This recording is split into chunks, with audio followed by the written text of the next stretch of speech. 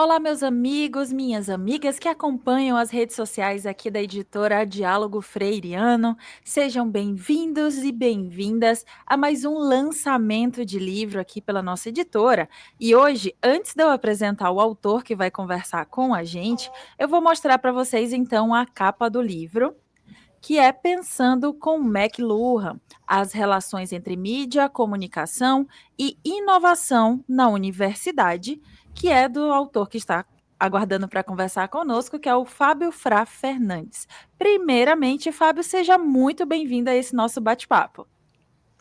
Olá, Cida. Olá a todos que nos acompanham então nesse bate-papo. É um prazer estar com vocês. Certo, então, Fábio, para que as pessoas te conheçam, vamos iniciar então. Eu vou pedir para você se apresentar. Quem é o Fábio, o que que ele faz, antes da gente conversar então sobre o teu livro. Perfeito. É bom a gente ter o espaço do lugar de fala, né, para se apresentar isso aí. Bom, então eu sou o Fábio, eu sou professor de comunicação, atuo no programa de pós-graduação em comunicação e indústria criativa da Universidade Federal do Pampa, no Campo São Borja, lá na fronteira sul. Sou também servidor aqui da Universidade Federal do Rio Grande do Sul e também atuo em outros dois PPGs, o Programa de Pós-Graduação em Biociências da Universidade Federal de Ciências da Saúde aqui de Porto Alegre e o PPG em Ciências da Saúde da Universidade Federal de Rio Grande. Eu sou bacharel em Relações Públicas, sempre trabalhei tanto na área técnica, né, quanto docente e pesquisador como Relações Públicas. E este meu livro, né, tem muito desta trajetória, né, de alguns anos aí dedicados ao estudo da comunicação organizacional e também da ecologia da mídia e da ecologia da inovação, baseado no Marshall McLuhan, que é quem me orienta, né, nesse diálogo que eu apresento neste livro, né? A ideia é realmente uma conversa com ele. Perfeito. Então, eu vou colocar novamente aqui na tela, então, o livro do Fábio. E antes de eu seguir para a próxima pergunta, aproveito para reforçar para vocês que nós somos especialistas em transformar TCC, mestrado e doutorado em livros. Então, se você está pensando em publicar o seu TCC, seu mestrado, seu doutorado, um livro autoral, pode nos procurar, faça também como o Fábio, tá? E Fábio, conta pra gente agora como foi que você nos encontrou. Bom, a tarefa de todo pesquisador, quando ele deseja, né, transformar o seu trabalho em um material que tenha um alcance maior, né, do que apenas ficar nos repositórios das universidades, a gente começa um trabalho assim exaustivo de procurar editoras que se alinham muito ao trabalho que a gente se propôs a fazer e que tenham seriedade, né? A gente sabe que hoje, no mercado editorial acadêmico, nós temos muitos selos que são considerados predatórios, porque eles acabam não tendo qualidade, não tendo uma aderência com o pesquisador, eles não avaliam o trabalho para ver se aquele trabalho é realmente um trabalho acadêmico, né? Teve a sua referida aprovação, mesmo que não fosse um trabalho propriamente acadêmico, né, fruto de, como tu falaste, né, um TCC, uma dissertação ou uma tese de doutorado, mas que seja um livro de pesquisa acadêmica, né, um livro, um referencial teórico, enfim, a editora precisa ter este respaldo também para poder subsidiar ao autor a veracidade das suas informações. E eu fiz uma pesquisa assim com muitas editoras, né, enviando pílulas, né, do manuscrito, como ele tem partes muito inovadoras, assim, que não é... Precisa ter um sigilo, tu não pode enviar o livro na sua totalidade. Então, você vai mandando as partes, né, vai conversando com os editores. Eu conversei com diferentes editores, de editoras de vários lugares do Brasil, algumas editoras também da Europa, e eu acabei fazendo uma reflexão quando eu tive contato com a Diálogo Freiriano, que o meu trabalho ele se baseia muito nessa articulação do estado do Rio Grande do Sul, né, de universidades aqui do meu estado. E eu tenho essa percepção de que a gente também precisa valorizar muito do que é nosso.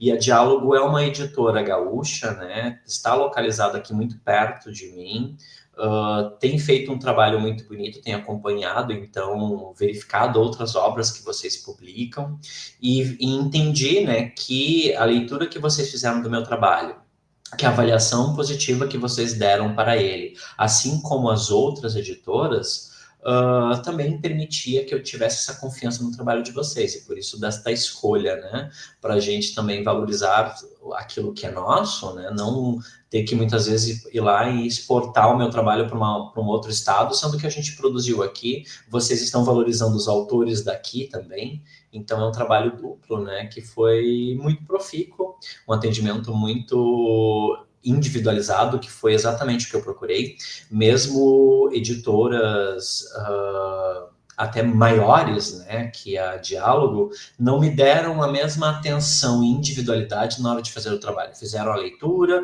fizeram a aprovação, né, do manuscrito, mas esse afeto do atendimento particular e individualizado eu entendi muito melhor já no primeiro contato que eu tive com a Diálogo.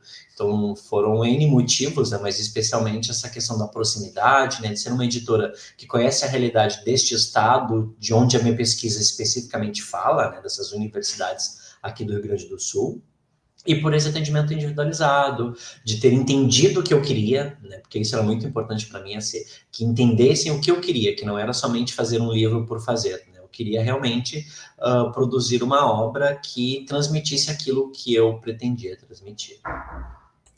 Perfeito.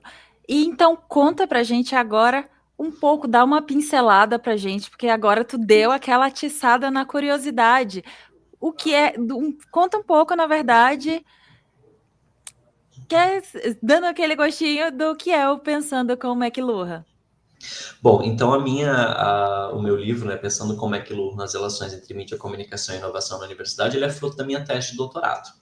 Uma tese que foi construída ao longo aí de 4 anos, mas que ela começa muito antes, né? Todo o trabalho de pesquisa, né, de um pesquisador, desde a sua graduação, quando ele decide seguir nessa carreira de pesquisador, ela vai tendo um encadeamento, né, que culmina com a sua tese de doutorado.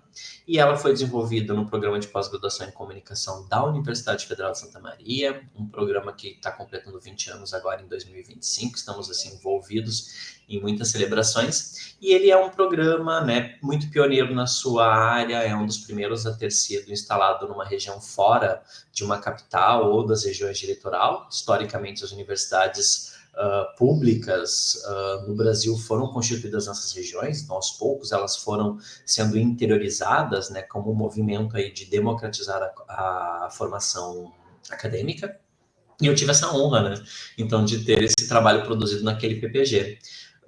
Eu já venho, então, há muito tempo olhando para a inovação com esse olhar, assim, de crítica, de tensionamento, né, de querer entender um pouco mais o que se dá, dessa perspectiva que é muito mais que uma palavra da moda, né, onde tudo parece que tem que ser inovador, mas na verdade muitas vezes nada é inovador, né, simplesmente ela é enlatada com uma outra roupagem.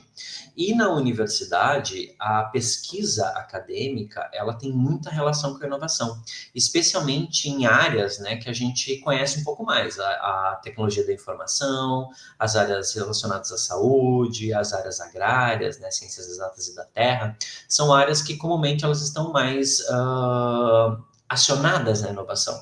Mas isso não impede que áreas como aquelas relacionadas à educação, né, pedagogia, letras, matemática, física, a própria comunicação, antropologia, filosofia, sociologia não possam também estar vinculadas à inovação e não possam desenvolver pesquisas inovadoras. E eu queria entender um pouco mais disso nesse universo das universidades. E eu sempre tive esse carinho, né, pelas universidades, desde que eu entrei na graduação eu sempre acabei desenvolvendo pesquisas relacionadas às universidades, e eu quis dar mais um passo, olhando então para as universidades federais aqui do Rio Grande do Sul, né? Então nós temos 6 universidades, né? A Universidade Federal do Rio Grande do Sul, a URGS, a Universidade Federal de Santa Maria, então a UFSM, a Universidade Federal de Rio Grande, conhecida como FURG, a Universidade Federal de Pelotas, a UFPEL, a Universidade Federal do Pampa, onde eu sou professor também, e a Universidade Federal de Ciências da Saúde aqui de Porto Alegre, onde eu também sou professor.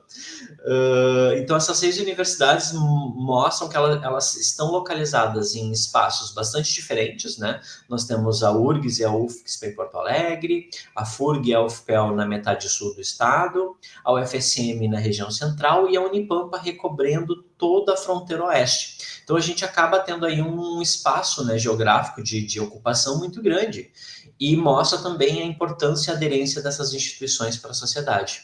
E eu, na área da comunicação, acabei me aproximando muito, desde a minha graduação, de um pesquisador chamado Herbert Marshall McLuhan, que é um pesquisador canadense. Para quem é da comunicação conhece muito ele, mas para quem não é da comunicação o nome pode soar um pouco estranho.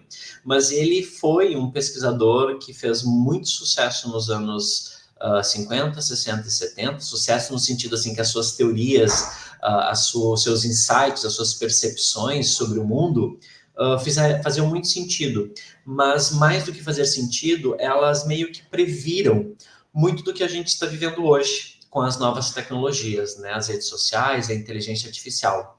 O McLuhan, ele colocou luz sobre questões que não eram muito vistas, né, como pensar o quanto a gente delega para as tecnologias muitas das nossas funções, e essas funções a gente acaba perdendo a sua usabilidade, porque elas foram delegadas para a tecnologia. Né? O que é hoje a gente trabalhar com inteligência artificial, né, com o famigerado chats de geração, os chat GPTs da vida, né? Que a gente delega a nossa capacidade criativa para eles, dá lá os prompts, né, com informações e orientações, e ele vai gerar aquele conhecimento. E ele falava disso lá nos anos 60, né? Uma época que a gente ainda nem pensava em ter computadores pessoais como nós temos hoje. E o pensamento dele, no início dos anos 2000, foi recuperado, então, no mundo todo, e hoje ele está, assim, mais forte do que nunca. E eu percebi nele, assim, uma perspectiva muito interessante, muito profícua da gente poder pensar a inovação a partir de uma perspectiva ecológica, né, ou seja, de um ecossistema de inovação. E por quê? Porque o McLuhan, ele percebia as tecnologias como uma ecologia, como um ecossistema de tecnologias. Então, o rádio, a televisão, o jornal impresso, as tecnologias baseadas no digital, né, que nós vamos ter aí diferentes aplicativos dos nossos dispositivos móveis, todos eles formam uma ecologia. Um ajuda o outro a se desenvolver, um pega do outro, né, elementos distintivos. Vamos pensar no YouTube, né? O YouTube, ele vai pegar da TV, do rádio, mas também ele pega do impresso. Olha o que nós estamos fazendo hoje, gravando nessa entrevista, cada um num lugar desse país, provavelmente, e depois vai ser transmitido numa plataforma. Então, nós estamos estendendo as nossas funções cognitivas, mas também funções muito físicas. Então, esse pensamento do McLuhan aplicado à inovação tem muita relação. Então, no livro eu faço toda essa investigação, eu recupero todo o pensamento do McLuhan, recupero toda a configuração desta disciplina que é a ecologia da mídia, mas também falo, né, dessa disciplina que é a ecologia da inovação, e vou fazer um exercício de configurar os ecossistemas de inovação de cada uma dessas universidades, como uma proposta de modelo para que as universidades, não só as públicas, mas também as privadas, as comunitárias em geral, possam pensar os seus ecossistemas, que são muito maiores do que aqueles modelinhos que a gente costuma utilizar, da tríplice hélice, né, do Estado, do governo, da indústria, da universidade, ou apenas de áreas de inovação, onde vão ter vários elementos que são propícios à inovação. A universidade, ela é um ecossistema próprio, e a inovação dentro da universidade também é muito dependente do ensino, da pesquisa e da extensão, mas principalmente dependente da comunicação. Então, eu percebo a comunicação como uma parte integrante desse ecossistema. É a comunicação e os que eu chamo de ambientes midiáticos, nessas tecnologias, que vão proporcionar esse ecossistema a difundir as suas invenções, né? A tornar essas invenções de um acesso mais democrático, de tornar essas invenções possíveis de impactar positivamente também as sociedades. Então é um diálogo assim muito denso, né? Ele é um livro grande, exatamente porque ele tem essa recuperação teórica muito densa, mas também é um livro muito pragmático, né? Porque ele vai trazer exatamente percepções que acontecem no cotidiano dessas universidades que nós temos aqui no Rio Grande do Sul e que podem tranquilamente serem apropriadas para ler outras universidades. E o jogo, né, do título do livro tem muito a ver com o jogo textual que o próprio McLuhan fazia nas suas obras, livros como Os Meios de Comunicação como Extensões do Homem, O Meio é a Massagem, a Aldeia Global, A Noiva Mecânica. Ele sempre brincava assim com esses textos para criar, né, assim, instigar as pessoas a lerem. Eu fiz isso, né? Joguei essa instigação porque realmente eu pensei com o McLuhan, né? A impressão que eu tive é como se eu tivesse com ele aqui. Eu fiz uma pesquisa muito densa no trabalho dele, conversei com pessoas próximas a ele, que ainda estão vivas, parentes também dele, para tentar entender cada vez mais a sua perspectiva, para poder fazer isso, pensar com ele de que forma todo esse tecnológico, né, esse midiático tecnológico, que também é utilizado para produzir comunicação, se relaciona com essa inovação nesse ambiente universitário. Então, é um livro muito da área da comunicação, obviamente, né, de onde eu sou formado, de onde eu tenho experiência e lugar de fala, mas também da inovação, que também é uma área que eu tenho bastante familiaridade, já me aproximei muito, trabalhei já com questões relacionadas à inovação, para tentar oferecer insights e percepções para que a gente possa desenvolver ecossistemas mais profícuos e também mais valorizados pelas sociedades e também que busquem mais investimento, né? Porque é isso que as universidades públicas precisam, de investimento. E a gente sabe que isso está cada vez mais difícil, mas a gente precisa defender esta grande instituição que é o que faz a diferença no nosso país, né?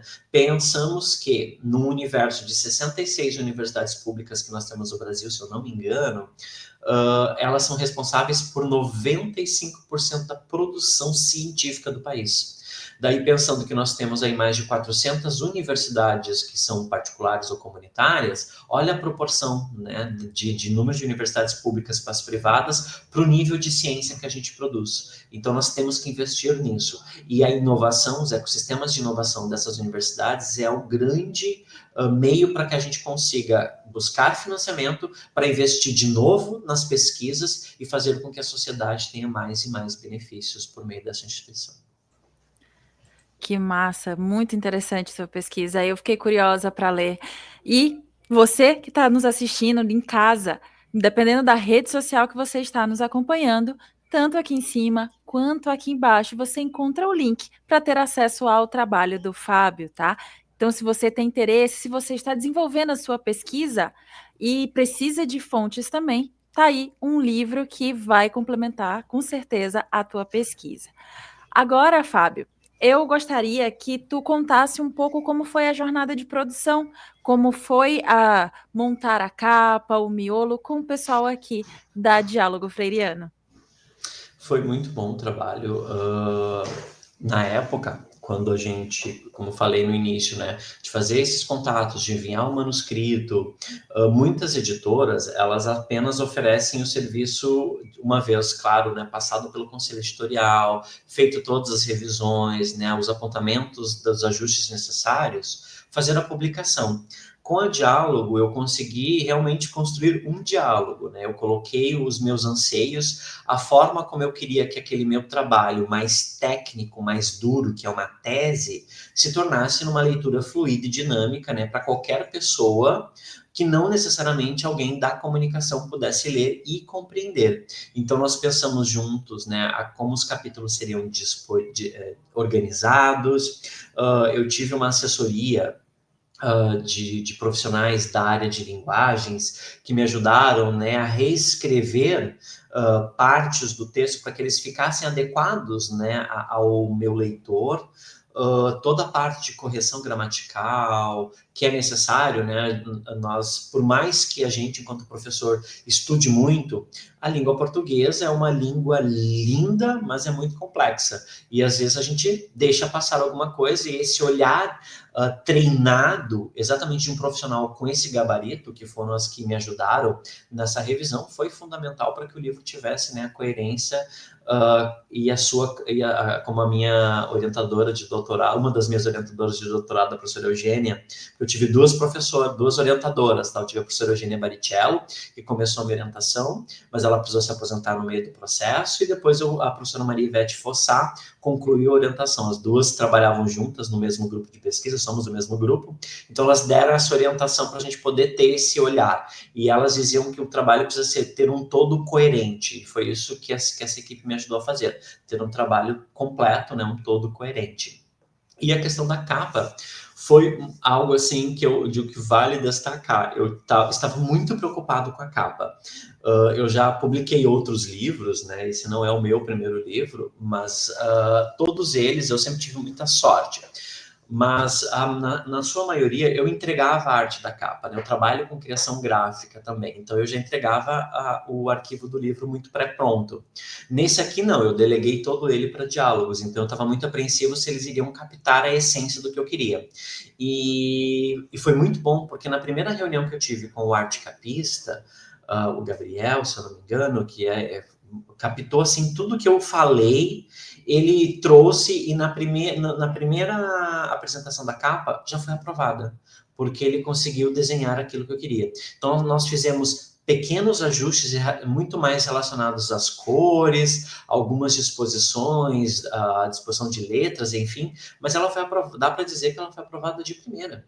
E eu fiquei assim numa tranquilidade, porque é aquela coisa, a gente conversa, né? Eu tenho vários amigos que são autores, né, que estão sempre publicando no meu grupo de pesquisa, com os meus colegas professores dos meus PPGs, a gente está sempre publicando, né, obras ou organizadas ou enquanto autores de capítulos. E a arte da capa geralmente é um problema. E eu posso dizer que eu tive essa sorte, né, com a Diálogo, que a escolha do profissional que eles me disponibilizaram e a maneira como esse profissional também me atendeu e estar muito aberto para me entender fez com que a capa ficasse do jeito que eu queria, do jeito que eu imaginei. E principalmente que ela recebeu todos os elogios, porque em todos os lugares que eu já participei fazendo o lançamento da obra, eu recebo muitos elogios que chamam muito a atenção, olhar, né, aquela ilustração. E quando eles entendem sobre o que trata o livro, eles dizem que a ilustração casa totalmente, né, com o que a gente está propondo. Que bacana, que bacana. É muito bom saber também ter esse retorno pela parte dos autores, né? Antes da gente encerrar então a nossa entrevista, novamente vou colocar aqui na capa, vou colocar aqui a capa do livro do Fábio, que é Pensando com McLuhan, as relações entre mídia, comunicação e inovação na universidade, e deixo novamente o convite, que tanto aqui em cima ou aqui embaixo, dependendo da rede social onde você está nos acompanhando, você encontra o link para ter acesso então ao trabalho do Fábio. Para a gente fechar agora, eu vou te pedir para tu deixar um recado para as pessoas que estão pensando em publicar o seu trabalho também, o seu livro autoral, seu TCC, seu mestrado ou doutorado, enfim, deixa o teu recado para essas pessoas que pensam, mas ainda não tomaram aquela decisão final. É sempre importante, Cida. Enquanto professor, eu sempre motivo muito aos meus alunos a levarem as suas produções para além da sala de aula, né? Na academia, a gente tem uma série de obrigações, enquanto profissional, porque o trabalho de pesquisador, né, o trabalho de professor, ele tem demandas, ele tem entregas que a gente precisa fazer, né, ainda mais quando a gente atua na pós-graduação. Então, nós precisamos, sim, trabalhar com livros, também precisamos publicar em periódicos, mas o livro, ele tem, apesar de que a gente parece que perdeu um pouco a essência em função do livro na tela, né, no e-book, mas eu digo que não só o impresso, mas o próprio e-book, a gente sabe que imprimir um livro hoje em dia, além de caro, pode muitas vezes não ser sustentável. Mas ter o livro no formato digital também permite essa democratização ainda maior do acesso. E isso é um fator positivo que vocês trabalham, né, que é ter as versões tanto em PDF quanto também impressas, se for interesse do autor, o que facilita, né, a gente poder tornar mais público ainda esse material. E principalmente, né, os trabalhos de mestrado e doutorado são os trabalhos que a gente precisa levar mais a fundo, né, e colocar mais no mercado. Então é uma ótima opção. Nos ajuda a ter um pouco mais essa rotina do mercado editorial, inclusive para poder depois, né, acabar trabalhando em outros formatos. Fora que você ter o livro, seja impresso ou digital, te permite também levar esse material para eventos, né? Então você pode participar de congressos, você pode participar de feiras do livro e poder estar apresentando, conversando com outras pessoas, criando conexões que podem lhe abrir portas ou melhorar a tua pesquisa. Inclusive, já aproveito para deixar um convite também, que agora, dia 11 de novembro, aqui na Feira do Livro de Porto Alegre, eu faço mais um evento de lançamento do Pensando Como é que Lurra, às 16 horas, na Praça de Autores Coletivos, né? Então, ficam todos convidados, né, a comparecer, mesmo aqueles que queiram só dar um olá, né, conversar um pouquinho sobre o livro, serão muito bem-vindos. Mas, para encerrar, assim, o assunto principal é isso. Eu sempre indico, sim, aos alunos pegarem os seus trabalhos, se possível, converterem, né, em publicações que podem ser livros, cartilhas. Às vezes a gente gera produtos que podem ser, sim, editoráveis e se tornar um material desse aspecto, né, que são os nossos livros. Fábio, muito obrigada então por esse bate-papo. E eu queria então, novamente, te agradeço pela tua disposição para conversar aqui conosco, para que a gente possa fazer então esse lançamento virtual aqui através das nossas redes sociais do teu trabalho. Muito obrigada, Fábio. Imagina, eu que agradeço, né, todo o trabalho e atenção que eu tive com a Diálogo e agora também nessa entrevista. Muito bem, obrigado, Cida. Fica um abraço carinhoso para toda a equipe da Diálogo, né, pela parceria e que venham outros, né, livros por aí também. Fica aí então a dica, fica no ar também. Novamente, para você que está nos acompanhando e tem interesse então em publicar o seu livro, seu TCC, mestrado, doutorado, você pode então nos acompanhar e entrar em contato conosco através das nossas redes sociais, através do Instagram, do Facebook ou do LinkedIn, ou até mesmo aqui do nosso canal no YouTube. Então, para você, fica o nosso Conte Conosco. Até a próxima!